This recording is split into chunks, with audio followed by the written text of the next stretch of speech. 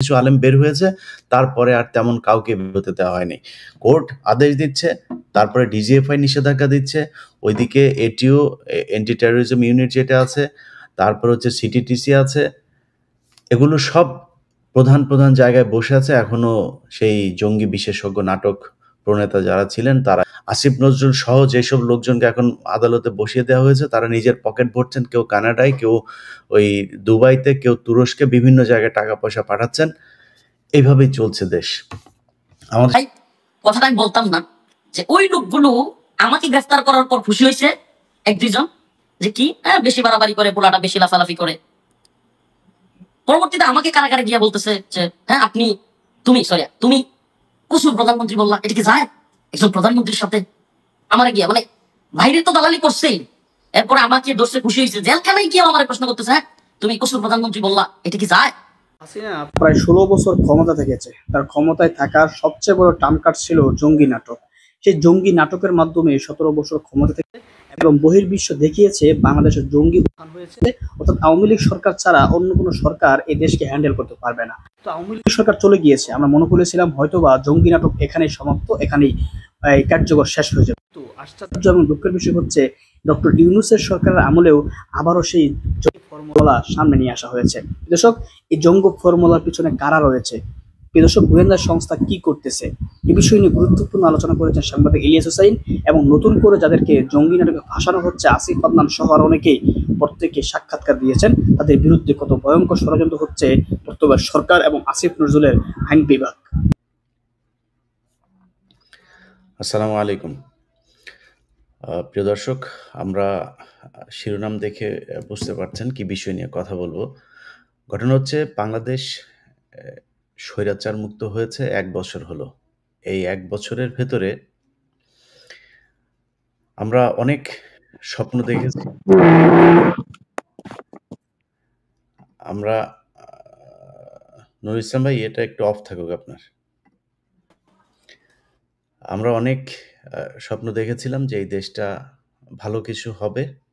এই দেশের শেখ হাসিনা পুরো বাংলাদেশটাকে যেভাবে 15 বছর শাসন করেছে, তার মূল অস্ত্র ছিল বাংলাদেশ একটা জঙ্গিবাদী দেশ। এই দেশে জঙ্গিরা এই দেশ নাকি নিয়ন্ত্রণ করে। আমরা গেল 1 বছরে কোনো জঙ্গি হামলা এই দেশে দেখি নাই। এখন আর কোনো জঙ্গির উৎপাতও নাই। এমনকি শেখ হাসিনা যেই সময়টাতে ছিল, সেই সময়টাতেও আমরা শুধু বোম, ককটেল এগুলো নিয়ে দেখেছি যে আ আ পুলিশ ধরছে, বিভিন্ন জায়গা থেকে আলেমদেরকে আটক করছেন। কোথাও কোনো হামলার ঘটনা আমরা হতে দেখি নাই। বাংলাদেশ অত্যন্ত লিবারেল একটি কান্ট্রি। এখানে এক্সট্রিমিস্ট তাদের কোনো স্থান নেই এবং এটা কখনো ছিল না। যদি কেউ করতে চায়ও, সেটা এই দেশের সরকার সবসময়ই ব্যবস্থা নিয়েছে। আমরা বিএনপির সময়ে দেখেছি। তো তার ধারাবাহিকতায় ইউনূস সরকার আসার পরে আমরা এটার আ অনেক ভালো একটা কিছু স্বপ্ন দেখেছিলাম। 1 বছরে এখনো পর্যন্ত আলেমদেরকে ছাড়া হয়নি। বিশেষ করে সন্ত্রাস দমন আইনে যে মামলাগুলো ছিল, প্রতিটি মামলায় এই সন্ত্রাস দমন আইনটাই শেখ হাসিনা বানিয়েছিল শুধুমাত্র আলেমদেরকে শায়েস্তা করার জন্য। সেই মামলার যেই কয়টা মামলা আছে, সব মামলা সেইভাবেই চলছে। একজনকে জামিন দেওয়া হয়, জামিন দিলে আবার ফের স্টে অর্ডার দেওয়া হয়। এভাবে তাদেরকে জেলখানার ভেতরে রাখা হচ্ছে। অল্প গুটি কয়েক, একদম ঘটনা ৫ তারিখের পরপর কিছু আলেম বের হয়েছে, তারপরে আর তেমন কাউকে বের হতে দেওয়া হয়নি। কোর্ট আদেশ দিচ্ছে, তারপরে ডিজিএফআই নিষেধাজ্ঞা দিচ্ছে, ওইদিকে এটিও অ্যান্টি টেরোরিজম ইউনিট যেটা আছে, তারপর হচ্ছে সিটিটিসি আছে। এগুলো সব প্রধান জায়গায় বসে আছে। এখনো সেই জঙ্গি বিশেষজ্ঞ নাটক প্রণেতা যারা ছিলেন তারাই এই সংস্থাগুলো চালাচ্ছেন। তো আমরা দীর্ঘদিন ধরে এই বিষয়গুলো নিয়ে কথা বলছি। আমি একজন ভাই, আমার YouTube এর টাকা-টুকা এগুলোর ছাড়া আমার চলে না। আমি একমাত্র YouTube এর টাকা খাই। আর এই দেশে যত YouTube এর আর Facebook এর লোকজন আছে, কারোর মনিটাইজেশন ও নাই, কেউ টাকাও ইনকাম করে না। আমি শুধু টাকার জন্য ভাই এইসব করি। তো এ এখন পর্যন্ত নিজেরে মানে সরকারের কাছে আমার কাছে মনে হচ্ছে যে সে আগের মতোই। আমি শত্রু অবস্থাতেই আছি। আমাকে এখনো শত্রু হিসাবেই ধরে নেওয়া হচ্ছে। এর কারণ হইছে আমি যারা এখনো বন্দী আছে তাদেরকে নিয়ে কথা বলি, বিডিআরকে নিয়ে কথা বলি। ওই ফেনীতে ১৬ জনকে আপনি আটকে রেখেছেন, সেটা শুনানি দেওয়া হচ্ছে না। আসিফ নজরুল সহ যেসব লোকজনকে এখন আদালতে বসিয়ে দেওয়া হয়েছে তারা নিজের পকেট ভরছেন, কেউ কানাডায়, কেউ ওই দুবাইতে, কেউ তুরস্কে, বিভিন্ন জায়গায় টাকা পয়সা পাঠাচ্ছেন। এইভাবেই চলছে দেশ। আমাদের সাথে আজকে যে কজন মানুষকে আপনারা দেখছেন সবাইকে মোটামুটি চেনেন। নুরুল ইসলাম ভাই যদিও একটু পর্দার অন্তরালে থাকেন। আমি রফিকুল ইসলাম মাদানী, ওনার ব্যাপারে পরিচয় দেওয়ার কিছু নেই। আসিফ আদনান ভাইয়ের ব্যাপারেও ওনাকে সরাসরি না দেখলেও ওনার কথা অনেক শুনেছেন। তিনি মূলত একজন প্রকাশক, লেখক এবং তিনি এই মুহূর্তে পিএইচডি করছেন মালয়েশিয়ার একটি ইউনিভার্সিটি থেকে। তার উপরে নতুন করে একটা জুলুম তৈরি হয়েছে। তো কি হচ্ছে আমি সেই ব্যাপারে যাওয়ার আগে ওনার কাছ থেকে ওনার ঘটনাটাই শুনে আসি যে নতুন করে সরকারের এই যে জঙ্গি নাটক নিয়ে এত উদ্গ্রীব এবং বাংলাদেশ নাকি জঙ্গি রাষ্ট্র হয়ে যাচ্ছে, আবার এই জন্য আলেমদের উপরে নতুন করে দমন-পীড়ন শুরু করার একটা পায়তারা শুরু হয়েছে। তো আসিফ ভাই, আপনাকে দিয়ে শুরু করি। হঠাৎ করে আপনাদেরকে আবার আপনারা জঙ্গি হয়ে গেলেন, এই থিওরি আসলে কোত্থেকে আসলো? আসসালামু আলাইকুম রহমতুল্লাহ।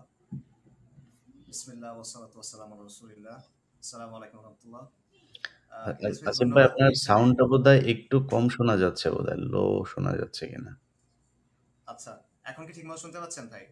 জি, একটু জোরে বললে ভালো হবে। জি আচ্ছা, আমি একটু জোরে বলছি ইনশাআল্লাহ। প্রথমে ভাই শুকরিয়া আপনাকে এই অনুষ্ঠানে ডাকার জন্য, এবং আরেকটা বিষয় আমি আপনাকে অনেক আগে থেকে ধন্যবাদ দিতে যাচ্ছিলাম। পার্সোনালি সুযোগ হয়নি, আজকে সুযোগ হয়ে গেল। সেটা হলো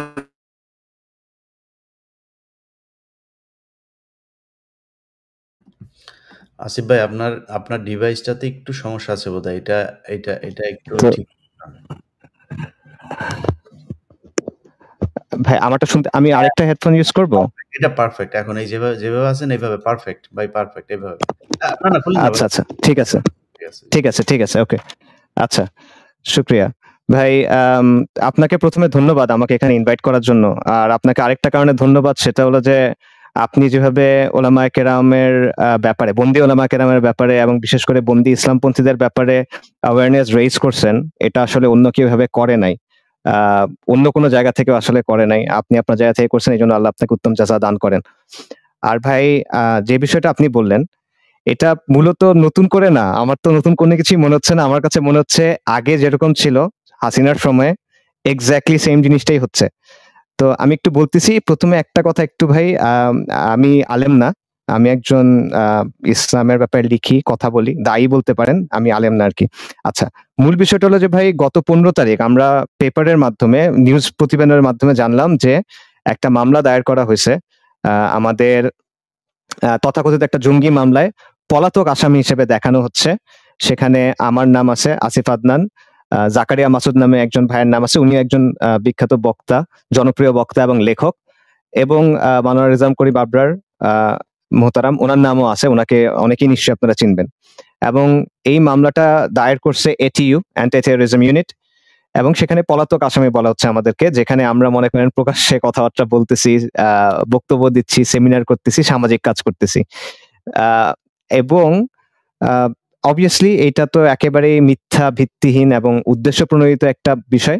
মামলা এখানে যা যা বলা হয়েছে এর সাথে আমাদের কোনো সরাসরি সম্পর্ক নাই, পরোক্ষ কোনো সম্পর্ক নাই, এবং আমাদের কার্যক্রম যা আছে তা একদম পাবলিকলি আছে, সবার সামনে আছে। এখানে আপনি যে বিষয়টা বললেন যে আবার নতুন করে কেন, এটা তো আপনি জানেন, সবাই জানেন যে গত মাসেও সম্ভবত স্বরাষ্ট্র উপদেষ্টা এবং একজন পুলিশের একজন ঊর্ধ্বতম কর্মকর্তা, ওনাদের বক্তব্য ছিল যে বাংলাদেশে এখন কোনো জঙ্গিবাদ নাই। এ ধরনের বক্তব্য ওনারাই বলছেন। সম্ভবত এরকম একটা কথা ছিল যে এখন জঙ্গিবাদ নাই, এখন মূল সমস্যা হলো ছিনতাই বা কিছু একটা।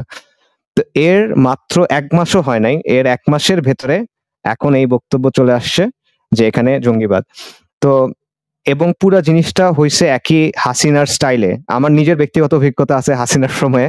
আপনি যেই কথাগুলো বললেন যে জামিনের পর কোর্টে জেলের বাইরে আটকায় দেওয়া, স্টে করে দেওয়া জামিন, তারপরে মিথ্যা মামলায় নাম দেওয়া, এই সবগুলো ব্যক্তিগতভাবে আমার অভিজ্ঞতা আছে। আলেপুদ্দিনের কথা আপনারা জানেন, র্যাবের আলেপুদ্দিন, কুখ্যাত আলেপুদ্দিন, যার বিরুদ্ধে মার্ডার কেস আছে, যার বিরুদ্ধে ধর্ষণের অভিযোগ আছে, সেই লোক বিভিন্ন মামলায় এভাবে পলাতক আসামি হিসেবে আমার নাম লিখে দিছে আমি দেশে যখন নাই সেই সময়। এখন এক্স্যাক্টলি সেম জিনিসটাই তো মনে হচ্ছে যে তারা দুজন লোকের ব্যাপারে একটা কথা বলতেছে, সেটা সত্য কি মিথ্যা এটাও আমাদের জানার কোনো সুযোগ নাই। যেহেতু আগে এই এজেন্সিগুলা মনের মাধুরী মিশায় নানা গল্প বানাইছে এবং সেইখানে পলাতক আসামি হিসেবে আমাদের নাম দেয়া হচ্ছে। এবং যখন এদের সাথে যোগাযোগ করছে কেউ কেউ, ফেসবুকে এই ভিডিও ভাইরালও হয়েছে যে যিনি বাদী হয়ে মামলা করছেন তাকে ফোন করা হয়েছে এবং তাকে বলা হচ্ছে যে আপনি এদের নাম কেন দিলেন। তখন তারা বলতেছে যে এই রেজাউল করিম আবরার যে সেই রেজাউল করিম আবরার, এটা আপনি কিভাবে বুঝলেন? এই আসিফ আদনান যে সেই আসিফ আদনান, এটা আপনি কিভাবে বুঝলেন? এটা তো অন্য কেউ হইতে পারে। এই ধরনের কথাবার্তা বলতেছে। তো সামগ্রিকভাবে আমার কাছে যেটা মনে হচ্ছে যে হাসিনার যে স্ক্রিপ্টটা ছিল এক্স্যাক্টলি ওই ছকে, ওই চিত্রনাট্যে, ওই কাঠামোতে আবারও জঙ্গি নাটক যেটা, সেটা ফিরে আনার চেষ্টা করা হচ্ছে। এবং এটা শুরুটা আমাদেরকে দিয়ে হলো, এখন এটাকে সৌভাগ্য বলবো না দুর্ভাগ্য বলবো এটা আল্লাহ ভালো জানেন আর কি। জি, আচ্ছা, ইয়ে নুর ইসলাম ভাই, আপনার কাছে আসি। আপনি তো অনেক কষ্ট করছেন এগুলো নিয়ে, মামলার বিস্তারিত আপনি জানাবেন। না, আমি মনে হয় নুর ইসলাম ভাই আপনার কাছ থেকেই যাই, তারপরে রফিকুল ইসলাম ভাই আপনার কাছে যাই। কারণ হচ্ছে তাহলে রফিকুল ইসলাম ভাইয়ের জ্বালাময়ী বক্তব্য দিতে একটু সুবিধা হবে। নুর ইসলাম ভাই, অবস্থা কি বলেন? আপনি সারাটাক্ষণই আপনার সাথে আমার এগুলো নিয়েই কথা হয়। আপনি সারাক্ষণ এই কোর্টের বারান্দায় ঘুরছেন। নিজের পকেটের টাকা পয়সা খরচ করে বন্দীদের বের করার জন্য চেষ্টা চালিয়ে যাচ্ছেন। কি বাধা পাচ্ছেন এখানে? এখানে এই মামলার ২টা দিক। একটা হলো উচ্চ আদালত, একটা হলো নিম্ন আদালত। তো এখানে যে কঠিন মামলা যেগুলি আছে, সেগুলি দেখা যায় ২০০০ সাল এবং ২০০১ সালে যে মামলাগুলি করছে, এই মামলাগুলি থেকে যারা বিচারক আছে, উকিল যারা আছে এবং উকিলের সাথে আমরা কথা বলে যেটা বুঝতে পারলাম বা আমরা গবেষণা করে যা বুঝতে পারলাম, এই মামলাগুলি হাসিনার শেষ সময়ে এগুলি তৈরি করছে ২০০০ এবং ২০০১ সালে। এগুলির পিছনে মূল ভূমিকা শেখ হাসিনা নিজের পরিকল্পনায় এই মামলা মানে এই কাজগুলি করা হয়েছে। যেমন কোথায় কোটালীপাড়ায় বোমা হামলা, তারপরে আপনার ওই শাইম ওসমানের উপরে বোমা হামলা, তারপরে আপনার সিপিপির উপরে বোমা হামলা। তো তারপরে এর পরিবর্তে যে হয়েছে ২০০৪ সালে আপনার শাহ এস কিবরিয়ার উপরে বোমা হামলা এবং তাকে হত্যা করা হয়। সঞ্জিত গুপ্তের উপরে বোমা হামলা। তো এই সমস্ত মামলার ভিতরে তো বিএনপিকে তো আপনার জড়ার সাথে আবার আলেমদেরকেও জড়ায়। তো এখন কিছু মামলা, যেগুলো মামলার আপনার আ রায় হয়ে গেছে, আর কিছু মামলা আছে আজকে ২০-২৫ বছর হয়ে গেছে, কিন্তু মামলা কোনো রায় হচ্ছে না এবং তাদেরকে কোনো জামিনও দেওয়া হচ্ছে না। সবচেয়ে মজার বিষয় হলো, যেমন শাহ এস কিবরিয়ার যে মামলাটা, সেটা উনার ছেলে বলতেছে যে এই মামলাটার মধ্যে আ যাদের আসামি করা হচ্ছে তারা এটার সাথে মোটেও জড়িত না। কিন্তু বিচারক এটা কোনো আমলে নিচ্ছে না। এমনকি আমরা আইন উপদেষ্টা মহোদয়ের সাথে দেখা করছি এবং উনাদের মাধ্যমেও আমরা চেষ্টা করছি, উনাকে বলতে বুঝিয়েছি আমরা যে, যেহেতু তাদের ব্যাপারে কোনো সাক্ষ্য প্রমাণ নাই, উনারা কেউ বলতেছে না যে উনারা এই হত্যার সাথে জড়িত। তাহলে ওদেরকে কেন জামিন দেওয়া হয় না? আগে উনাদের জামিন দেওয়া হোক, যেকোনো শর্তে জামিন দেওয়া হোক। তারপরে যে মানে রায় হবে সেই রায়টা আমরা মেনে নিব। কিন্তু দুঃখের বিষয় হলো, এই বিচারকরা বলার পরও, পিপিকে বুঝানোর পরও তারা মামলার মধ্যে জামিন দিতে পারতেছে না। বলতেছে, "না, এটা শুধু দেশের বিষয় না, এটা বিদেশি বিষয়। এগুলি কঠিন বিষয়। এখন আমরা দিতে পারব না।" তো কেন পারবেন না? পারবেন না কেন? একটা মানুষ যদি আপনারা বুঝেন যে এই লোকটা এই মামলার সাথে জড়িত না, এই কাজের সাথে জড়িত না, তাহলে জামিন কেন দিবেন না? এটা হলো নিম্ন আদালতের বিষয়। আর হাইকোর্টের ভিতরে দেখেন যে সিপিবির মামলা, তারপরে ২১ এর গ্রেনেড হামলা মামলা, তারপর ৭৬ কেজির মামলা। এগুলো যে রায় হইছে, রায়ের ভিতরে যে অন্যান্য যেই একই মামলায় তায়েক রহমান, আব্দুল সালাম পিন্টু, তারপরে বাবর সাহেব, ওদেরকে আসামি করা হয়েছে, ওদেরকে নির্দোষ খালাস। কিন্তু আলেমদের কি করতেছে? প্রত্যেককে আপনার এটার সাথে জড়ানো হইছে। প্রত্যেককে একটা ভিন্ন মেয়াদে সাজা দেওয়া হইছে। তখন আমরা যে উকিল আছে, আমাদের পক্ষের যে উকিল আছে, তাদেরকে জিজ্ঞাসা করলাম যে, "আপনারা কেন এটা বলেন না?" তো যতটুকু ওদের ভিতর থেকে যতটুকু জানতে পারলাম যে গভর্নমেন্টের কাছে যারা বিচারক আছে তাদের কাছে এই মেসেজ দেওয়া হইছে যে তাদেরকে যেন আলেমদের যেন কোনোভাবে ছাড় না দেওয়া হয়। তো এখন আমরা গোপন সূত্রতে আমরা অনেক রিকোয়েস্ট করে তাদের কাছে জিজ্ঞেস করলাম যে এই মেসেজটা কোত্থেকে আসছে? তখন ওনারা বলল যে এই মেসেজটা শুধু বাংলাদেশের না, বাংলাদেশের ডিজিএফআই এর না, পাশাপাশি ইন্ডিয়ার মেসেজ এইটি, যে আলেমদেরকে যেন না ছাড়া হয়। আলেমদেরকে যেন এখানে জড়ানো হয়। কারণ এইটা তাহলে কি হবে? ভবিষ্যতেও এই জঙ্গি মামলাটা চালানোটা মহসিন খুব ভাই, এটা সহজ হবে। এটা এটা কে বলল এটা? আমি মিস করেছি এটা। কে বলেছে এটা? এই বক্তব্যটা হইলো আমাদের পক্ষের যে উকিল, আছে, আচ্ছা, জি, এই জি। উকিল তো সরাসরি বলতে পারে না। এটা হলো আমাদের ইন্টারনালি অনেক রিকোয়েস্ট করার পরে বলতেছি। কারণ সরকারের পক্ষে যারা আছে, সহকারী অ্যাটর্নি জেনারেল, ওনাদের সাথে তো ওনাদের ডিসকাস হয় যে আপনারা কেন এই মামলা দাবি দিবেন না? কারণ আলেমরা তো হলফ করে বলতেছে যে এই ঘটনার সাথে তারা মোটেও জড়িত না। হুম, হুম। তাহলে তাদেরকে কেন ছাড়বেন না, বা তাদেরকে কেন এই মামলায় তাদেরকে মানে শাস্তি দেওয়া হচ্ছে? বুঝতে পেরেছি। ধরেন এই যে মুফতি আব্দুল হান্নান সাহেব, আব্দুল হান্নানকে ফাঁসি দেওয়া হয়েছে। একই মামলায় কিন্তু তায়েক রহমান এবং বাবর সাহেব রয়েছে। বাকি যারা আলেম যারা আছে তাদেরকে কিন্তু কি করা হয়েছে? তাদেরকে কিন্তু ফাঁসি বহাল রাখছে। কিন্তু কিভাবে এটা সম্ভব? একই মামলার তারা আসামি। প্রধান আসামি যারা আছে তারা আপনার ছাড় পেয়ে যাবে। বাকি যারা আসামি আছে তারা ফাঁসি। তো অথচ ন্যূনতম তাদের কোন সম্পৃক্ততা এই ব্যাপারে নাই। ন্যূনতম সম্পৃক্ততা তাদের ভিতরে নেই। এর মধ্যে ১২৬টা ভাইয়ের বর্তমানে ফাঁসির আদেশ আছে। টোটাল এসব মামলায় ১২৬ জনের ফাঁসির আদেশ আছে। এবং আরেকটা জটিলতা কি? কিছু, কিছু মামলায় আছে দেখা গেছে যে আপনার ওই ১০ বছর, ১২ বছর রায় হইছে। কিন্তু সেই রায়টা কোন সনে দিছে? এগুলো বেশিরভাগ মামলায় রায় হইছে ২০২৩ সালে। কিন্তু এই যে এখন হাইকোর্টে যে সুপ্রিম কোর্টে যে আমরা আপিল করব, এই আপিলগুলি হয় সনের হিসাবে। এখন আপিলগুলি চলতেছে ২০২০ সালে আপিল চলতেছে। তাহলে ২৩ সালের মামলার যে রায় হইছে, এটা যদি আমরা আপিল করি, তাইলে আমরা আপিল করতে পারবো ২০২৮ সালে। তাহলে লোকটা কিন্তু আপনার এখনো কিন্তু জেলের ভিতরে। তার ব্যাপারে যে আমরা আপিল করব নির্দোষ, সে আপিলের সুযোগটা কিন্তু আমরা পাচ্ছি না। এবং প্রত্যেকটা মামলায়, ধরেন সিপিবির মামলা এখানে প্রত্যেকটা মামলায় ২ টা পাঠ করছে। একটা করছে বিস্ফোরক একটা মামলা দিছে, আরেকটা দিছে মার্ডার মামলা দিছে। একই জিনিস। আচ্ছা, তাকে তো হত্যার জন্যই তো বিস্ফোরক যদি নেয়, তাহলে হত্যার জন্য নিছে। তাহলে হওয়ার কথা একটা, কিন্তু ২ টা করছে। একটা রায় দিছে, একটা আটকায় দিছে। একটা রায় দেয় নাই। এইভাবে তারা যাতে বের না হতে পারে এইজন্য খেলাও পরিকল্পিতভাবে সেম। করতেছে। আপনাদের শুধু আলেমদের না, খেলা কিন্তু সেম। ওই বিডিআরেও কিন্তু ওই সেম হত্যাকাণ্ড, আবার জি, জি। আরেকটা হচ্ছে মানে মিউটিনির একটা মামলা, আবার ওইদিকে আবার বিস্ফোরক দ্রব্যের আবার আরেকটা মামলা। হ্যাঁ? ২ টা আলাদা, আলাদা মামলা। তো ১২৬ জন ছাড়াও আরো শত, শত আলেম আছে যেগুলি আপনার বিভিন্ন সন্ত্রাস দমন আইনে তাদের আটকানো হয়েছে। কিন্তু এগুলির জামিনের সিরিয়াল পাইতে মাসের পর মাস আমাদের লেগে যায়। ২ নাম্বার হলো যখন আমরা লাস্ট পর্যন্ত ওনাদের কাছে যাই, তখন বলতেছে যে না, দেওয়া যাবে না। আবার যদি দেয় তাহলে প্রত্যেকটা মামলায়, সন্ত্রাস দমনের প্রত্যেকটা মামলায় এখন আপিল করতেছে। তো অ্যাটর্নি জেনারেল অফিস থেকে আমরা যখন যোগাযোগ করলাম যে এই মামলাগুলি তো আপনারা জানেন, বিচারক পর্যন্ত বলে যে এগুলি নির্দোষ, তাহলে কেন আপিল হচ্ছে? তখন সহকারী অ্যাটর্নি জেনারেল ওনাদের যে বক্তব্য যে আমাদের কিছু করার নেই, আপনারা উপরে কথা বলেন। আমিও কয়েকবার আপনাকে বলছি যে আপনি একটু কথা বলেন, কারণ আমরা তো অসহায়, আমরা পারতেছি না। বিচারক বলতেছে যে ভাই আমরা এইভাবে হইলে আমাদের টাকা দিবেন, আমরা মামলা চালাবো, কিন্তু আসামি তো বের হইতে পারবে না। প্রত্যেকটা মামলা জামিন হচ্ছে আপিল করতেছে, প্রত্যেকটা মামলা জামিন হচ্ছে আপিল করতেছে। এবং আরো মজার ঘটনা হলো অনেক মামলা দেখা যাচ্ছে যে নথি হারাই ফেলতেছি। এই যে নথি হারাই ফেলতেছে, এই জন্য মামলা শুনানি হচ্ছে না, রায় দিতে পারতেছে না। এই ব্যর্থতা কি আসামির না রাষ্ট্রের? আমরা কার কাছে চাইবো? কার কাছে বিচার চাইবো? আমাদের তো কেউ নাই, আমাদের কথা শোনার তো কেউ নাই।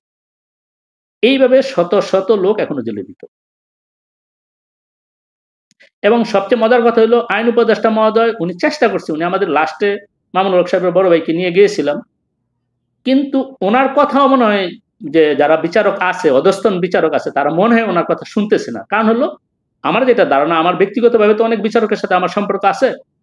বিচারকগুলি বেশিরভাগ হলো আওয়ামী আমলে তারা নিয়োগপ্রাপ্ত হইছে এবং তারা এইসব মামলায় জামিন দিবে না। এটা একদম স্ট্রিক্টলি কথা যে আমরা এইসব মামলায় জামিন দিব না। নিম্ন আদালতে জামিনের কোনো রাস্তাই খোলা রাখে নাই। জামিন দিবেই না, দিবে না, দিবে না। জি। আমরা অনেক আসিফ একজন অসহায় মানুষ। উনার কোনো ক্ষমতা নাই। জি ভাই, বুঝতে পেরেছি। রফিকুল ইসলাম মাদানি, আপনার কাছে যাই। আ ভাই, আপনারা আলেমরা তো আ যখন আ আমরা দেখি বিভিন্ন YouTube, Facebook এ আপনাদের অনেকের বক্তব্য দেখি। আ আজকে মনে হয় একটু সরাসরি বলি, হ্যাঁ? একটু কিছু কষ্টের কথা। আপনাদের মামুনুল হক সাহেব যখন বক্তব্য দেন, উনার আশপাশের লোকজন স্টেজ থেকে পড়ে যাওয়ার অবস্থা হয়ে যায়। হ্যাঁ? যেই ধমক উনি দেন। জেলখানায় ছিলেন, জেলখানায় কেন গিয়েছিলেন সেটাও আমরা জানি। আপনি সারা দেশে মোদি বিরোধী আন্দোলনের লোকজনকে আপনি রাস্তায় নামায় দিলেন। এরপরে আপনি গার্লফ্রেন্ড নাকি বউ নিয়ে আপনি ইয়েতে গেলেন, রিসোর্টে গেলেন।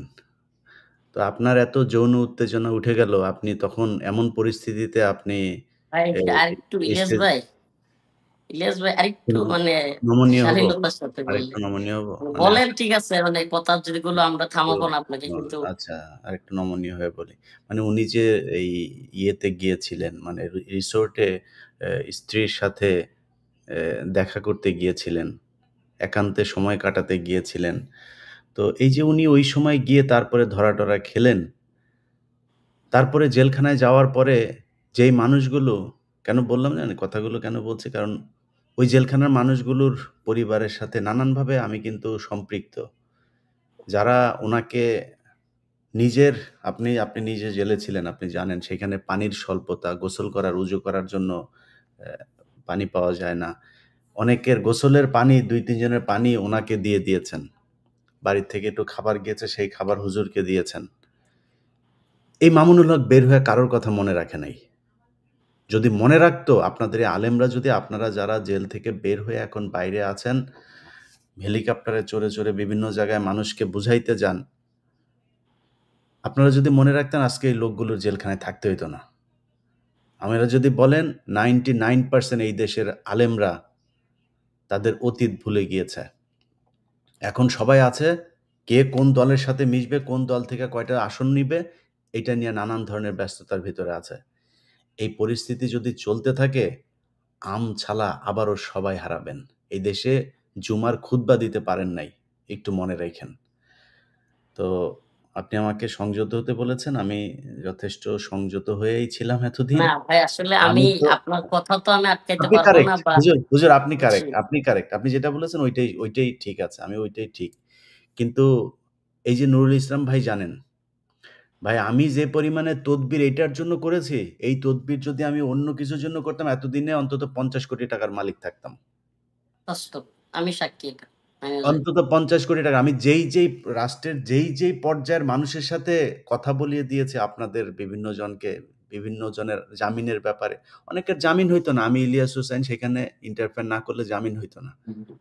করানো হয়েছে, জামিন হয়েছে। কোন বলেন, আপনারা জানেন, বলেন কারো কাছ থেকে কোন টাকা পয়সা নিয়েছি, চেয়েছি?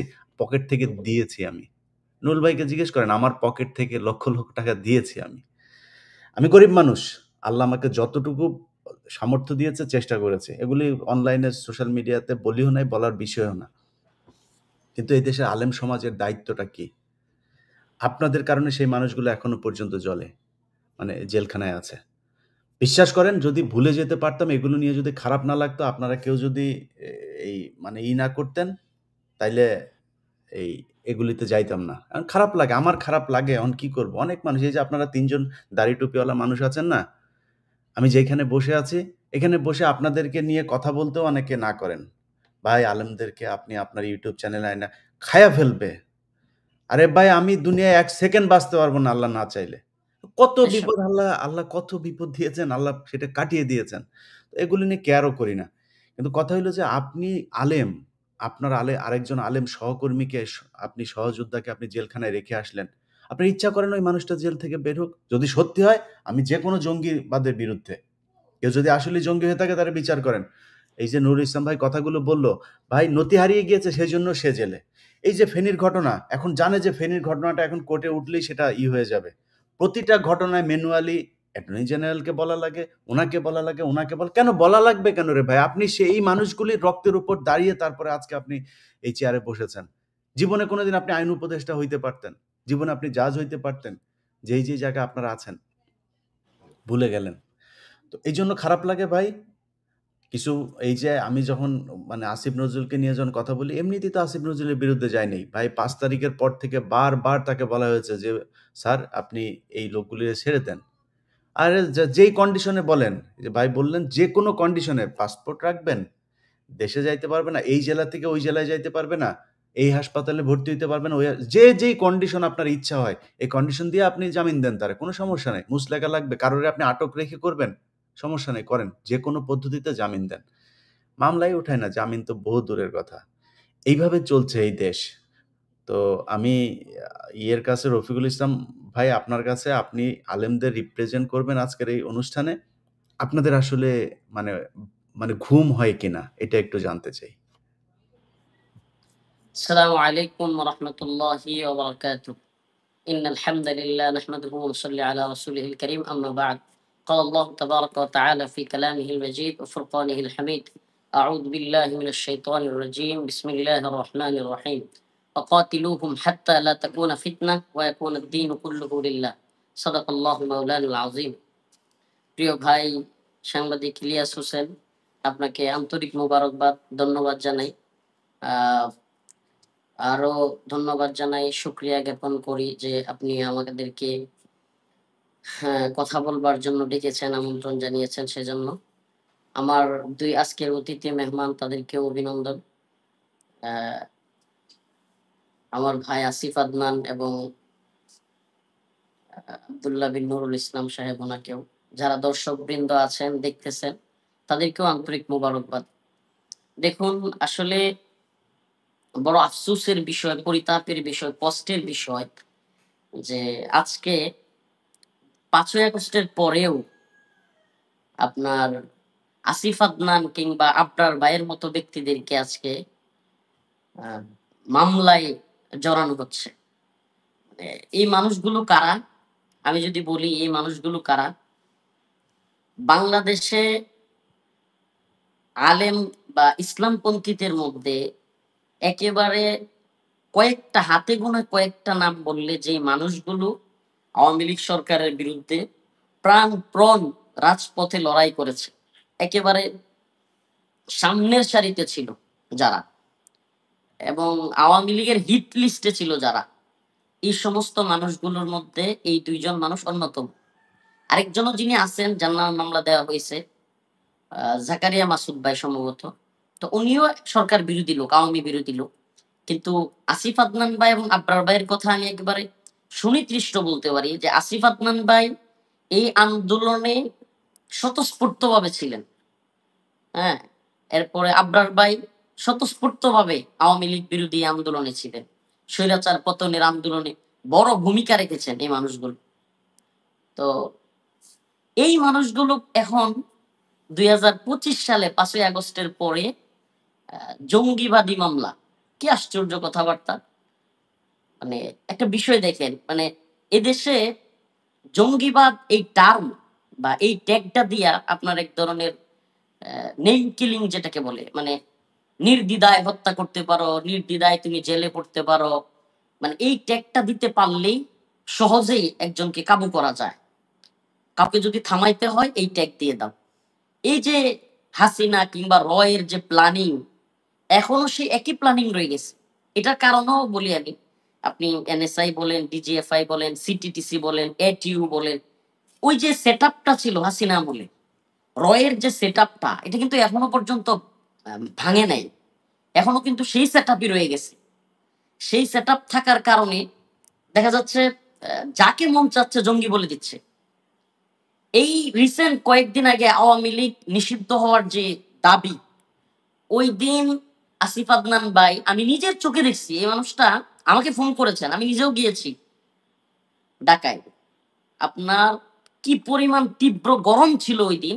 ওই তীব্র গরমের মধ্যে ফ্লোরের মধ্যে পা রাখা যায় না, এমন অবস্থা যে জুতা সহ হাঁটতে গেলেও কষ্ট হয়, এত গরম। এবং এই আপনার রাস্তাটা এত উত্তপ্ত ছিল, সেই রাস্তার মধ্যে এই শরীর সুন্দর মানুষ, এবং মানে ওনারা তো আর গরম সহ্য করে গ্রামের মানুষের মতো কাজকর্ম করে অভ্যস্ত না। আমি গিয়ে দেখলাম যে গ্রামে ভিজে গেছে আসিফ আদনান ভাই, পড়ে আছে রাস্তার মধ্যে, চিৎকার করতেছে ব্যান ব্যান আওয়ামী লীগ, আওয়ামী লীগ নিষিদ্ধ করার জন্য।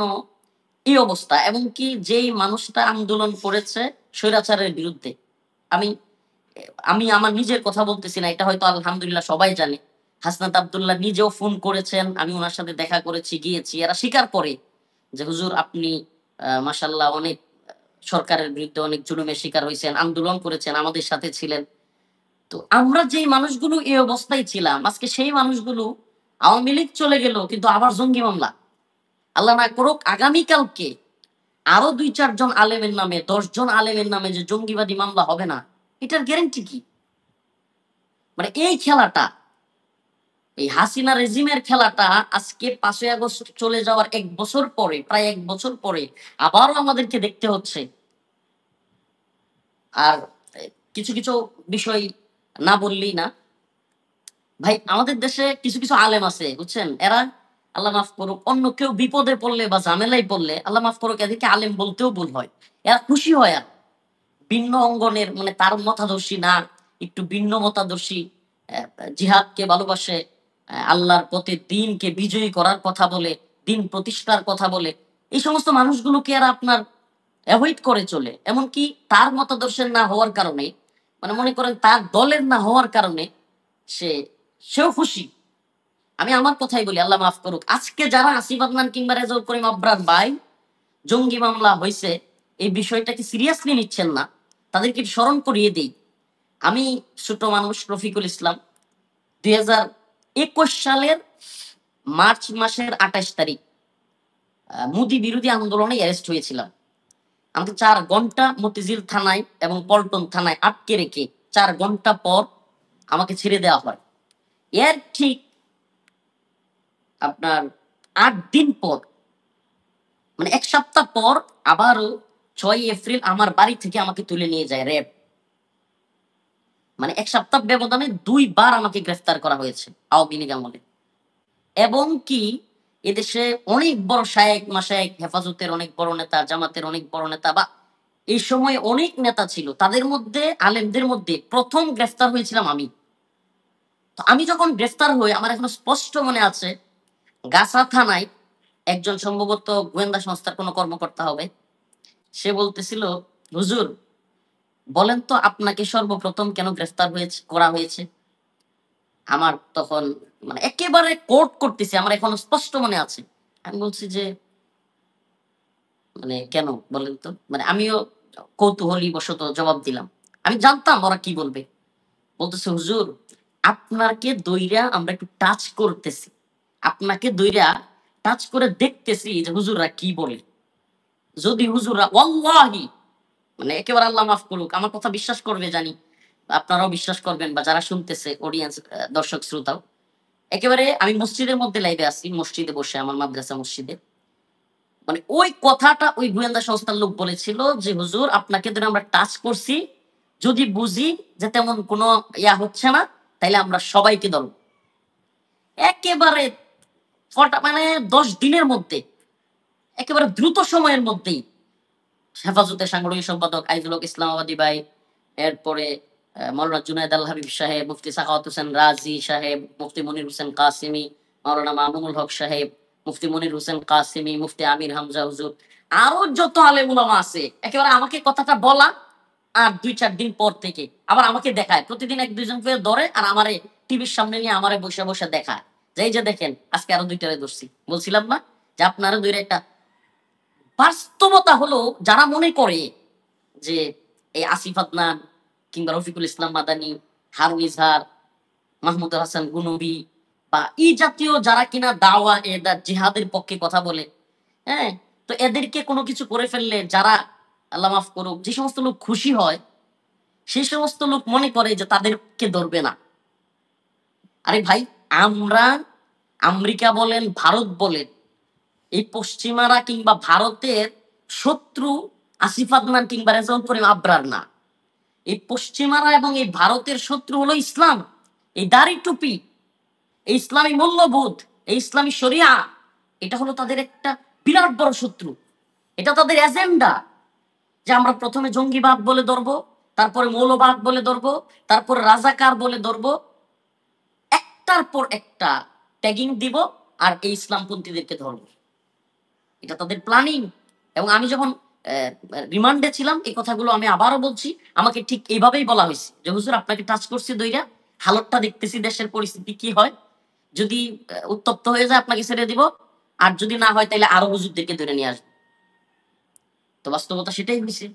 আজকে রেজাউল করিম আবরার ভাই, আজকে আসিফ আদনান ভাই, তারা মামলার শিকার হয়েছে। ভাই আমি না বলে পারতেছি না, কষ্টের কথাগুলো একটু বলেই ফেলি। আজকে আমাকে যেদিন গ্রেফতার করা হয়, হেফাজতের একটা মিটিং হচ্ছে।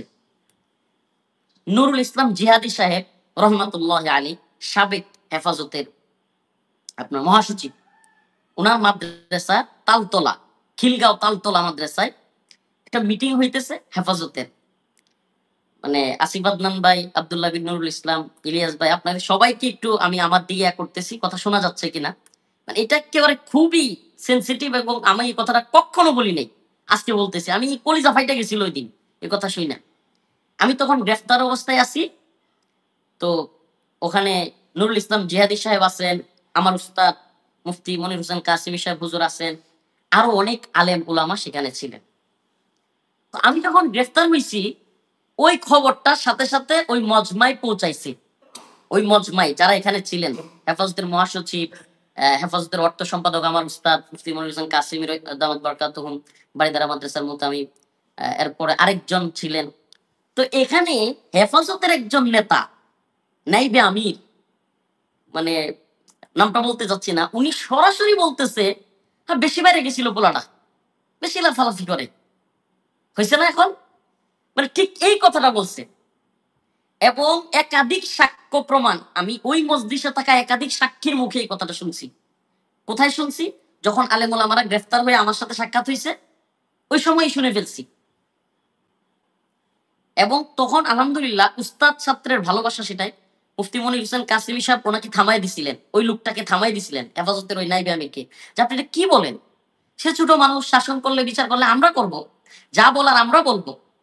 তখন মুফতি মনির হোসেন কাসিমি সাহেব হুজুর হেফাজতের মহাসচিবকে বললেন যে আপনি একটু গাজীপুর, যেহেতু রফিক কায়না রাখছে, গাজীপুর কোর্টে আমাদের হেফাজতের নেতা কর্মীদেরকে একটু পাঠান। ভাই আল্লাহর কি কুদরত, যেই নাইবে আমির আমাকে এই কথাটা বলছিল, মানে 20 দিন যাইতে পারে নাই, আল্লাহর কুদরতে তিনিও জেলখানায়, মানে তারও ধরছে। পরবর্তীতে আমি ওনাকে দেখে দেখে হাসতাম, আর যারা সেখানে মজলিসে ছিল তাদেরকে বলতাম, দেখেন আল্লাহর ফাইসালাটা। উনি গোয়েন্দা সংস্থার সাথে ডিল করে চলতো, উনি তাদের সাথে মানে খুব ভালো সম্পর্ক রাখতো, এনএসআই বা বিভিন্ন সংস্থার সাথে। হ্যাঁ, আর আমাদেরকে দেখতে পারতো না, আমরা যারা সরকার বিরোধী আন্দোলন করতাম, কথা বলতাম, তাদেরকে দেখতে পারতো না।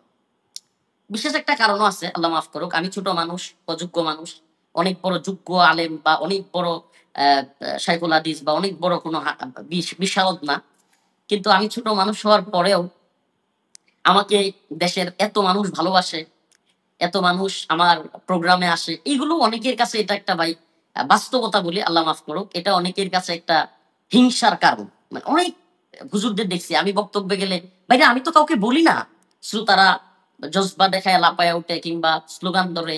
তো ওই হিংসুক যেই হুজুর কয়েকটা আছে, এরা দেখা যায় খুব রাগান্বিত হয়।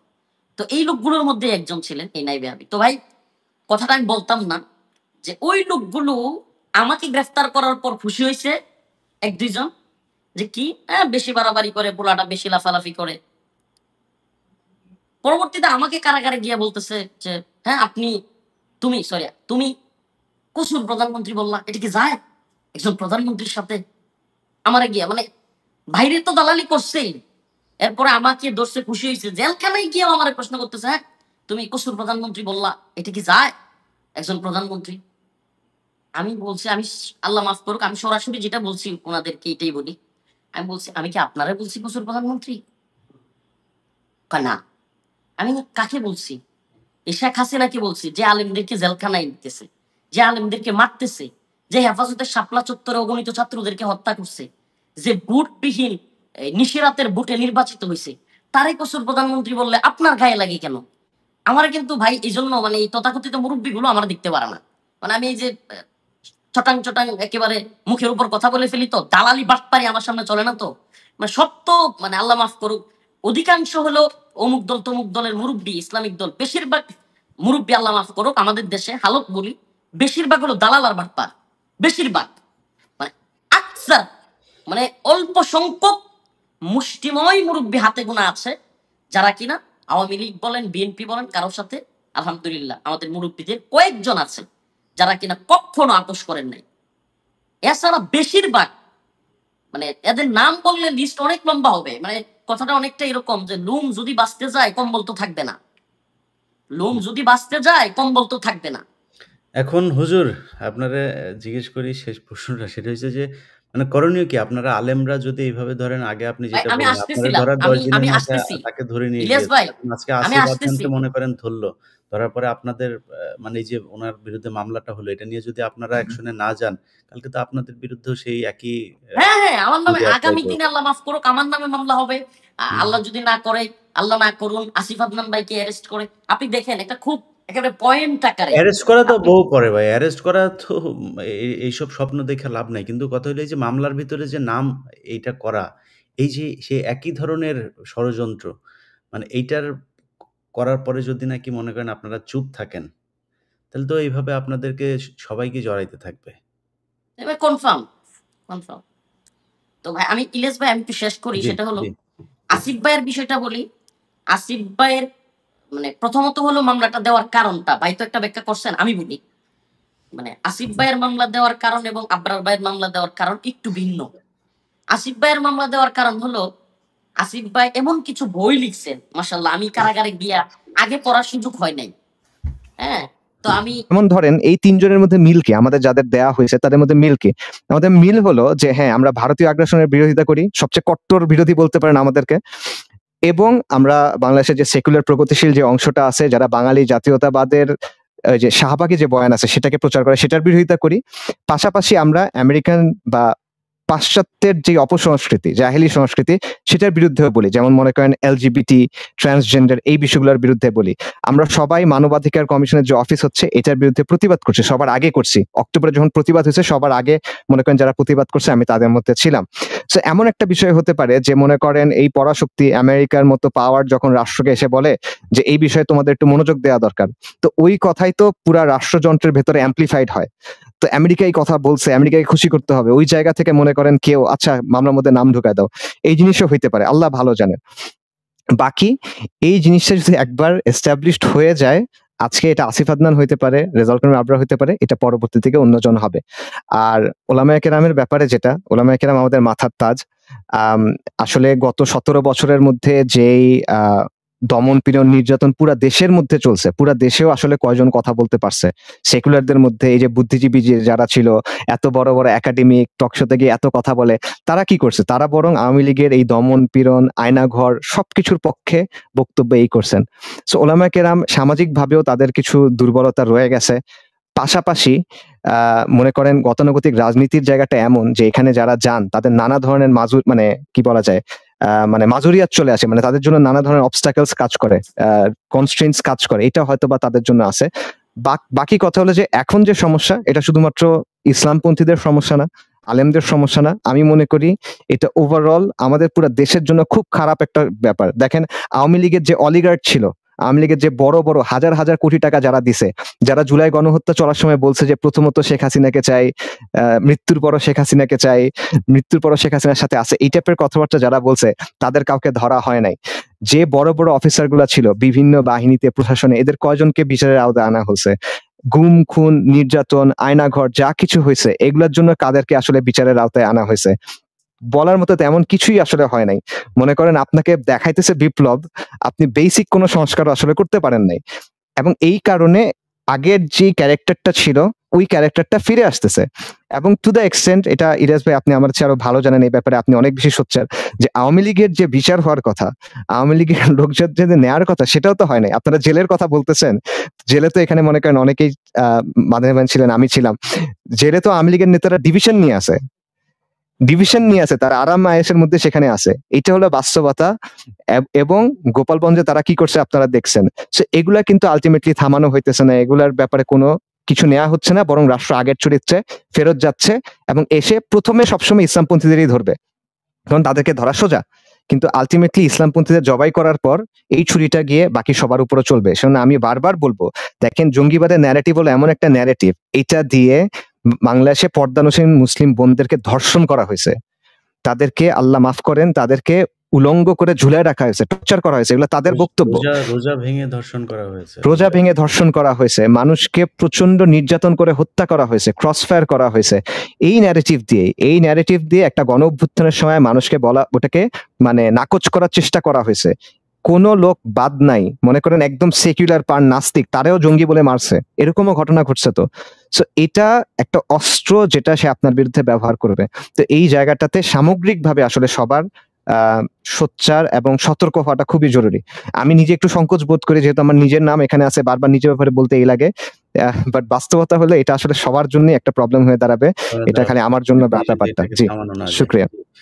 জি শুক্রিয়া ভাই। ইউনূস, আপনার সরকারকে আমি একটা জিনিস বলতে চাই, আমরা আপনাদের প্রতি অনেক ভালোবাসা দেখিয়েছি ফর নাথিং। আমাদের এমন কিছুই চাইও নাই, যদিও এমন কিছুই দেন নাই বা এমন কোনো বক্তব্য আমাদের শুনেন নাই।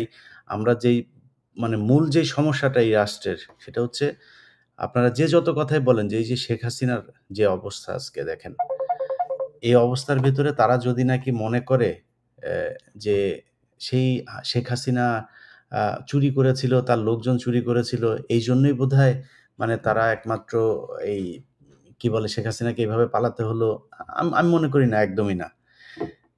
এই গত 15 বছর শেখ হাসিনা জাস্ট প্রতিটা জায়গায় একদম সরাসরি আল্লাহর বিরুদ্ধে যুদ্ধ ঘোষণা করেছিল এবং আল্লাহর বিরুদ্ধেই তারা যুদ্ধ করেছে। সব জায়গায় দেখেন, সেই বিডিআর হত্যাকাণ্ডের ঘটনার পরে কি করলো তারা, মেজর জিয়া সহ কয়েকজন দেশপ্রেমিক কমান্ডো অফিসার থেকে শুরু করে দেশপ্রেমিক এই সেনাবাহিনীর ঊর্ধ্বতন কর্মকর্তা, তাদেরকে তারা জঙ্গি সাজালো, নানান ওই তাপসের উপরে গ্রেনেড হামলা, সব জায়গাতেই মানে জঙ্গি, সব জায়গায় জঙ্গি। এরপরে কি করলো যে এরা হচ্ছে অমুক হুজুরের সাথে দেখা গিয়েছে। এই জায়গাতেও এই যে আদনান ভাইয়ের যে ঘটনা, আদনান ভাই, আবরার ভাই, এই ওনাদের সবার হচ্ছে এই এক ব্যক্তি পাকিস্তানে গিয়েছিল, তার সাথে ওনার ছবি আছে, এক মিটিংয়ে তারা একটা ছবি ছিল, এই ছবি দেখিয়ে উনিও তাহলে জঙ্গি। আর এটা তাহলে তো এই মানে শেখ হাসিনা যে পাবলিক সেমিনারের ছবি ভাই, মিটিং এ না, পাবলিক সেমিনারের ছবি, পাবলিক সেমিনার, সেটাই মানে পাবলিক সেমিনারের একটা মিটিং বা কিছু একটা ছবি। এখন সেটার কারণে যদি হয়, তাহলে শেখ হাসিনার সাথে যারা রাজনীতি করেছে, শেখ হাসিনা যেই ব্যক্তিকে সেনাপ্রধান বসিয়ে গেল, শেখ হাসিনা যেই ব্যক্তিকে রাষ্ট্রপতি বসিয়ে গিয়েছে, আদালতের এই যে নুরুল ইসলাম ভাই খুব সুন্দর করে বলেছেন যে আসিফ নজরুলকে একটু তেল দিয়েই বলেছেন, আসিফ নজরুল স্যার যাতে ওনার উপর আবার না খেপেন। তো আমি তো তেল দিয়ে বলতে পারবো না, কিন্তু আসিফ নজরুল স্যারের মূল যে পিএস, আমরা নাম ধরে বলেছি, সেই শামসুদ্দিন মাসুম, সে ছিল হচ্ছে সাবেক প্রধান বিচারপতি এবিএম খায়রুল হকের পিএস। সেই ব্যক্তিকে আসিফ নজরুল এখনো পর্যন্ত রেখেছে। আসিফ নজরুলের একটা বউ আছে, 4-5টা গার্লফ্রেন্ড আছে, প্রচুর টাকা আছে, অনেক কিছু আছে, শুধু সম্মান নাই। আসিফ নজরুল, তুমি রাস্তাঘাটে গেলে কয়দিন পরে জুতা দিয়া থাপড়াবে তোমারে। যখন যেটা বলি ওটা 6 মাস পরে হইলেও ফলে। এই যে আজকে এনসিপির যে অবস্থা দেখতেছেন না, বলেছিলাম তাদের সাথে যখন ইন্টারনাল কথাবার্তা হইতো, আমি বললাম ভাই আপনার রাজনীতি করার দরকার কি? আপনি 5ই আগস্ট যে আপনার এত বড়, আপনি সারা দেশের মানুষ আপনার পিছনে আসলো, আপনার কি কোনো রাজনৈতিক দল ছিল নাকি? দরকার নাই তো, যেটা করা দরকার সেটা করেন। মানুষ এমনিতেই নির্বাচনের আগে বলতেন আমরা ভোটে দাঁড়াবো, এমনি ভোট দিত আপনারে। সেটা না করে তারা দেখেন জামাতের বিরুদ্ধে বলে, বিএনপির সাথে লাগে, এই করে ওই করে, নানান বিদিকের যে অবস্থা, কোনো আসল কাজে তারা হাতই দেয় নাই। তারপরে টাকা পয়সার সাথে তো মিলে গিয়েছে, সেগুলো নিয়ে এখন আর বলি না। কারণ ওই যে বললাম 5 তারিখে আজকে যে কথাগুলো বলছি, রফিকুল ইসলাম মাদানি, আসিফ আদনান কিংবা আব্দুল্লাহ ইবনে নুরুল ইসলাম, ওনারা যারা আমার সাথে লাইভে কথা বলছেন, এই মানুষগুলো আমার সাথে লাইভে কথা বলারও সাহস পায় নাই আগে। তারপরেও কথা বলছি, বলার সুযোগ পাচ্ছি, এইটুক কারণে একটা সম্মান তাদের প্রতি আছে। তো যাই হোক, আওয়ামী লীগ যেই কারণে এই আজকে শেখ হাসিনার কোনো পরিবারের আত্মীয়স্বজন 14 গোষ্ঠী, বায়তুল মুকাররমের খতিব থেকে শুরু করে ইউনিয়নের চেয়ারম্যান সবাই পলাতক, নামও বলতে পারে না, সবাই নানানভাবে চেষ্টা করে। আমি বিএনপি করতাম, আমি আওয়ামী লীগ করতাম, মনে মনে আওয়ামী লীগ করলেও মনে মনে বিএনপি করতাম। এই যে তাদের মানে যেই চেষ্টা, বিএনপি সাজার কিংবা জামাত। কালকে বাগেরহাটের এক ব্যক্তি মোল্লা মুজিবর, সে এখন হাত পাখায় গিয়ে যুক্ত হয়েছে। দাড়ি রেখেছে কয়টা, দাড়ি রেখে এখন তিনি নাকি চরমোনাই করেন। তার ওই ছবি-টবি সব আমি আমার ফেসবুকে দিয়েছি। এই যে বিশাল লানত, এটার কারণ কিন্তু দুর্নীতি করেছে এই জন্য না। সেটার জন্য যদি হয়, আমার মনে হয় এখন যা হচ্ছে, আগের চাইতে আমার মনে হয় ডাবল হচ্ছে। যদিও খাতগুলো ছোট, গরুর হাট, টেম্পো স্ট্যান্ড এগুলো অনেক কিছু আমরা শুনি। কিন্তু খাত ছোট হইলেও দুর্নীতি কিন্তু ব্যাপক আকারে হচ্ছে। তো সেইটার কারণে হইলে তো আমরা শেখ হাসিনাকে সরানোর দরকার ছিল না। শেখ হাসিনার বিরুদ্ধে এই এতদিন কথা বলার একমাত্র কারণ, সেটা হচ্ছে ভারত, একমাত্র কারণ হচ্ছে ইসলাম বিদ্বেষী যে সরকার ছিল তাদের। সেই শেপই যদি আবার ব্যাক করে, তাহলে আমাদের দরকার ছিল কি এত কিছু করা? সেই শেপ যদি আসে ডক্টর ইউনূস, আপনাকে আর শেখ হাসিনাকে আমাদের একই পাল্লায় মাপতে ১ সেকেন্ডও দেরি লাগবে না। আমার তো ঠিক। বিশ্বাস সেই জায়গায় আপনারা যাবেন না। ভারতের ব্যাপারে একটা কঠোর অবস্থানে যেতে হবে। আমরা অনেক কিছু দেখছি। আপনাদের মানে একদম দৃশ্যত কোনো পরিবর্তন আমরা লক্ষ্য করছি না। এখনো পর্যন্ত ইয়ের কোনো চ্যানেলগুলোকে বন্ধ করা হয় নাই। এখনো পর্যন্ত ট্রানজিট আছে, আমাদের করিডোর আছে। সবই ভারত ভোগ করছে। আমাদের বন্দর ব্যবহার করছে। অথচ একের পর এক তারা আমাদের বিরুদ্ধে নানান পদক্ষেপ নিচ্ছে, আমরা কিছুই দেখছি না। তো এইভাবে কাজ করে আপনারা কিছু টাকা-পয়সা লুটপাট-টুটপাট করে আ অনেক উপদেষ্টার খবর জানি। টার্কিতে টাকা জমাচ্ছে, কানাডাতে জমাচ্ছে। এই ছাত্রদের ভেতরেও টাকা-পয়সা ধুমায় জমাচ্ছে। তো এগুলো জমাবেন আর আসল কাজ করবেন না। এটা হইলে কিন্তু ভবিষ্যতে ক্ষমতা হয়তো তখন আপনাদের থাকবে না। তখন বলবেন, "ও ইলিয়াস কেন আমাদের নিয়ে এইসব কথাবার্তা বলে?" এখনো পর্যন্ত সুযোগ দিচ্ছি। ১ বছর হয়েছে। ফেনীর ঘটনায় যারা আটক আছে ছাড়তে হবে, বিডিআর এর ঘটনায় যারা আছে ছাড়তে হবে, আলেম যারা আছে সবাইকে ছাড়তে হবে, বিএনপি, জামাতের যারা বন্দী হয়েছিল সবাইকে ছাড়তে হবে। খুব দ্রুত যদি এইসব বিষয়ে পদক্ষেপ না নিয়ে এই ধরনের জঙ্গি নাটক-টাটক করার ব্যবস্থা করা হয়, আমরা কিন্তু আমি ব্যক্তিগতভাবে বলি, অনেক আলেমের সাথে আমার খুব ভালো সম্পর্ক। তাদেরকে আমি আমার হয়তো সেই ক্ষমতা নেই তাদেরকে নামানোর বা আটকানোর, বাট আমার পরামর্শটা ছিল যে, "হুজুর, আপনারা দাড়ি, টুপি এসব নিয়ে যদি এখন রাস্তায় নামেন, তারা এই যে সজীব ওয়াজেদ জয় সহ আওয়ামী লীগের পেজগুলো দেখেন, ওরা বাংলাদেশকে জঙ্গিবাদ একটা দেশ হিসাবে করার চেষ্টা করছে। আপনারা এখন রাস্তায় নেমেন না।"